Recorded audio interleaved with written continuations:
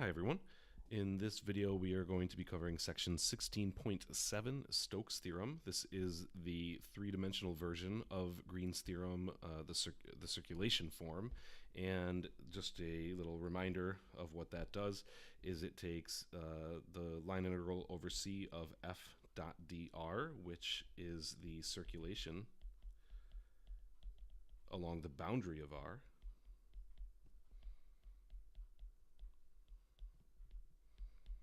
and says that that is equal to that double integral over R of g sub x minus f sub y dA, and that double integral is, it sums the curl of the vector field over all points of R. I'm just going to write that down. It sums the curl of the vector field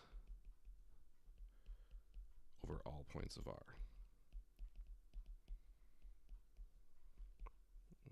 So Green's theorem basically says that those two things are equal. What's going on around the boundary of R is equal to what is going on if you sum up what's happening at every point of R in relation to the circulation or curl, depending on whether you're on the left or the right side of the theorem. We did not get into a proof of Green's theorem, nor will we go into a proof of why Stokes' theorem is true, so we're just kind of offering it as this is a theorem. You'll have to take some higher level, fancier maths if you want to get into the why this is true, why this holds. Or you can look it up online. There are plenty of proofs that you can look up, but some of them will use some different notation and some upper level math that you may not be familiar with. So Stokes' theorem is the three-dimensional version of the circulation form. The next section, 16.8, which I'm sure you're all super disappointed that we're not going to cover, is the three-dimensional form of the flux form of Green's theorem. Feel free to peruse that at your own leisure. So here we have the theorem itself. Theorem 1613, Stokes' theorem. We have S is a smooth oriented surface in R3, so we're in three-dimensional space, not two-dimensional like for Green's theorem, with a smooth closed boundary C, whose orientation is consistent with that of S. Assume our vector field FGH has components that have continuous first partial derivatives on S.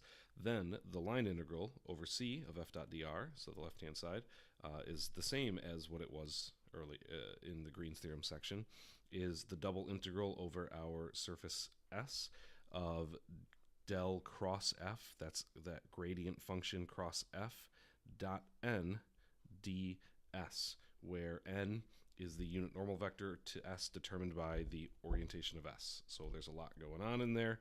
I'll underline the key things that we're going to have to compute and figure out just to set up this double integral. So we've got this del cross f. We'll be given a vector field. We'll compute the cross product of that and the gradient function. Dot n, so we'll need a unit normal vector, and then we'll have to figure out the bounds for our region. So kind of three separate and distinct steps that we'll go through in setting up this double integral. Now we'll look at an example where we confirm that Stokes' theorem holds. So we're given a vector field f, z minus y, comma x, comma negative x, and S, our surface, is the hemisphere. X squared plus y squared plus z squared equals 4, so that's the equation of a sphere, but because z is greater than or equal to 0, we're the top half of that sphere, and our C, our curve, is the circle x squared plus y squared equals 4, and it is oriented counterclockwise. Now to verify that Stokes' theorem holds, we're going to set up and solve integrals for both the left and the right side.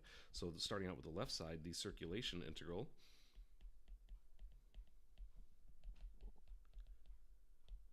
well, we need to compute the line integral over C of f dot dr, and in order to do that, we need our r of t, excuse me. So C is the circle x squared plus y squared equals 4. So that as a vector function is 2 cosine t, comma 2 sine t, comma 0. So when we substitute into our integral, we have our bounds from 0 to 2 pi, since we are going all the way around our region. And where am I? Oh, f dot r prime of t dt t. So we've got to compute the derivative of r and substitute r into the vector field. Both of those steps before we can start working out the integral here. So my vector field f, that z minus y comma x comma negative x, that ends up being, when you simplify, negative 2 sine t, right? That's z minus y. Z is 0, which I said a minute ago but didn't actually write down, so let me squeeze that in there now. So z minus y is 0 minus 2 sine t, that's where we get negative 2 sine t, comma x is 2 cosine t, comma negative x is negative 2 cosine t. There's my first vector, dot r prime of t, so that we have we're going to take the derivative of r, so the derivative of the I component is negative 2 sine t, j component 2 cosine t, and the k component, it's 0, so it's still 0, dt. Now I will leave it to you to compute that dot product, so pause the video if you want to do that, but when you do and simplify, you end up with 4 times sine squared t plus cosine squared t dt.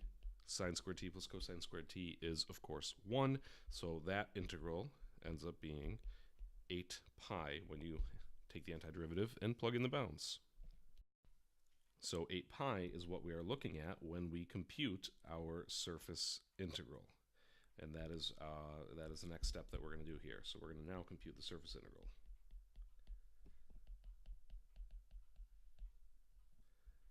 All right, in order to do that, we've got to do a little bit of work at the beginning. We start with del cross f. Compute that cross product. So I'm going to set up a little matrix here, ijk, and then d over dx, d over dy, d over dz, and then my matrix, or my vector field components, 2 minus y, x, and negative x. When you do that cross product, pause the video here if you want to do it by hand, you get 0, 2, 2. Next, we find the unit normal vector to our surface S. And in the previous section, in 16.6, there's a table, 16.2, and it gives you some of these normal vectors, and feel free to use that as you go through your homework. You do not need to memorize all of them. This late in the game, I'm not going to expect everything to be perfectly memorized. But our unit normal vector, in this one, the outward normal to the hemisphere is x over z, comma y over z, comma 1. And then our region R is the set of points, r comma theta, such that r is between 0 and 2, and theta is between 0 and 2 pi, which hopefully that makes some sense. That's a terrible bracket. Now it looks worse. Okay. So now we can finally, with those 3 things, set up our surface integral for this one. And we have the double integral over S of del cross f dot n ds. Lots of letters, lots of notation there. Is the double integral over our region R, 0, 2, 2 for my del cross f, dot x over z, y, that's a y, over z, comma 1, dA. And then when you compute that dot product, we have the double integral over r again of, let's see what we get, 2y over the square root of 4 minus x squared minus y squared plus 2 dA. Okay, so if you're wondering what just happened there, in computing the dot product, 0 times that gives us 0, 2 times 1 gives us the plus 2, and 2 times y over z is 2y over what z is equal to. So I substituted my z because this is only a double integral. Remember, we're not setting up a triple integral here, so we just need x's and y's. But more specifically in this problem, we don't need x's and y's, we need r's and thetas, because now when we go to evaluate our integral, we have from 0 to 2 pi as our theta bound, 0 to 2 as our r bound. Our function that we're integrating becomes 2r sine theta divided by the square root of 4 minus r squared. So we're substituting r's and thetas in, plus 2, and then r dr d theta. All right, and then let's see what we have as our next step. As I keep moving my picture a little bit lower every time. Now this may look messy to evaluate, but if we think about it, so in this first big giant mess of a term here, we have a sine theta as the only theta function in there. And we know that when we do that step, take the integral, the antiderivative of sine theta, evaluated at 0, well, it would be negative cosine, but evaluated at 0 and 2 pi, that's going to give us, well, nothing. That gives us 0 for that first term. So all that's left is 2r dr d theta. That's it. So we go integral 0, and I'm going to reorder my bounds here because my region is rectangular and I can do that. 0 to 2, 0 to 2 pi, 2r dr, or d theta dr, and evaluating my theta first gives me 4 pi r, and then my r squared over 2, what you end up with is 8 pi. Go through the steps. I skipped a few there, but trust me, well, not trust me, but you can go through the integration and actually verify that it does equal 8 pi, which lo and behold, that's what we got from the first step. The circulation integral 8 pi is equal to the surface integral 8 pi, and that is what should happen. So what's going on the boundary of our region R, the line integral is equal to what's going on within the surface S, the curl of all of the vector field of the surface S. Oh, and we also have a little picture here of the region with everything labeled, which we didn't necessarily need in order to go through the problem, but it helps sometimes to have the picture.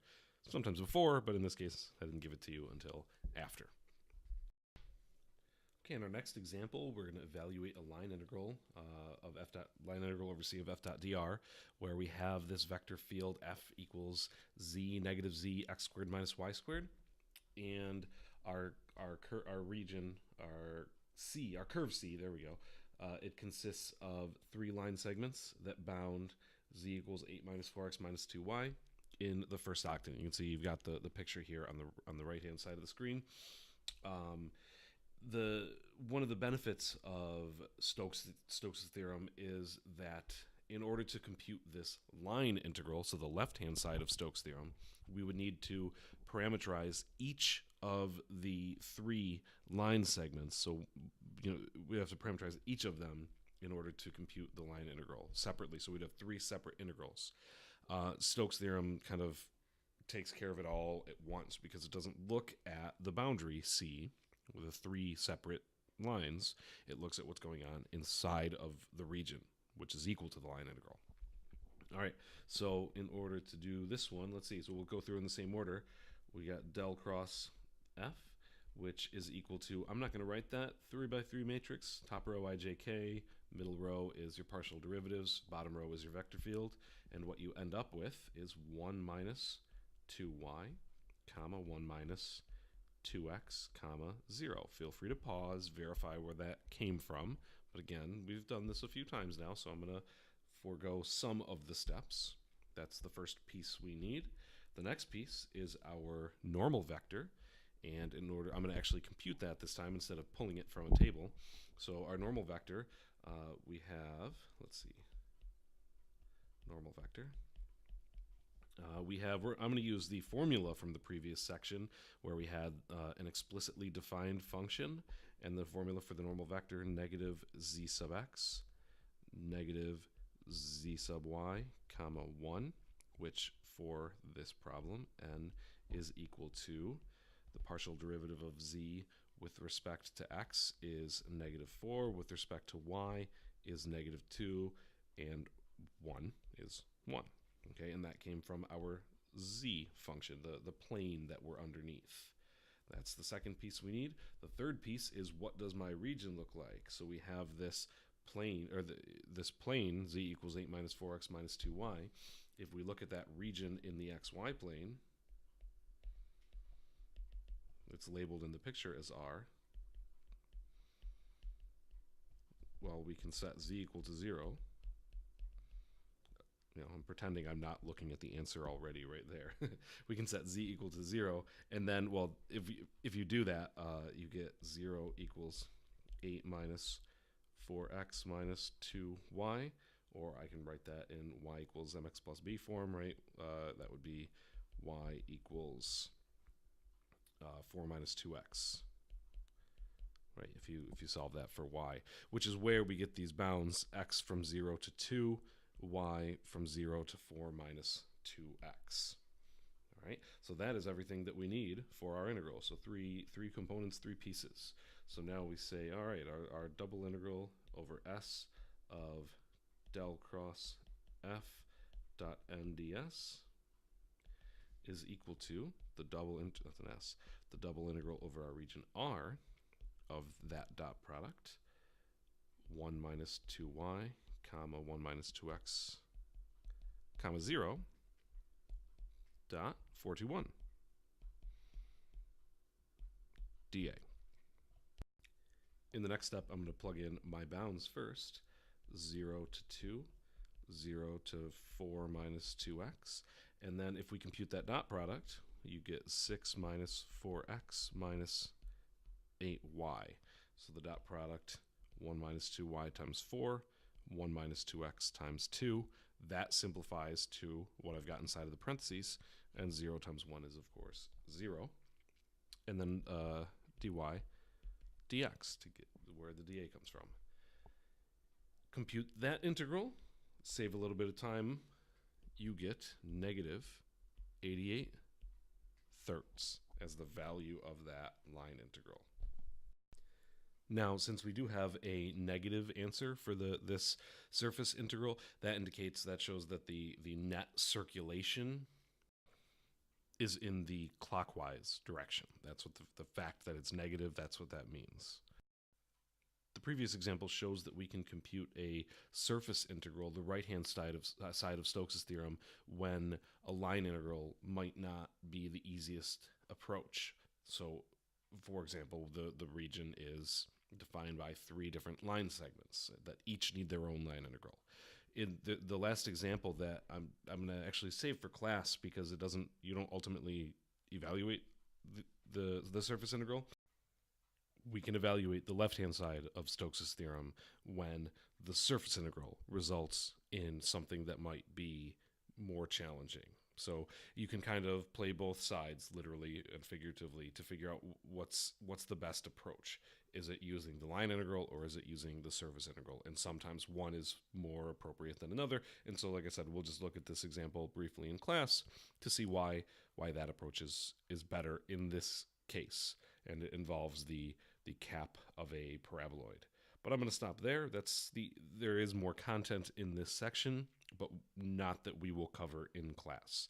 So I will see you in class. Thanks for listening.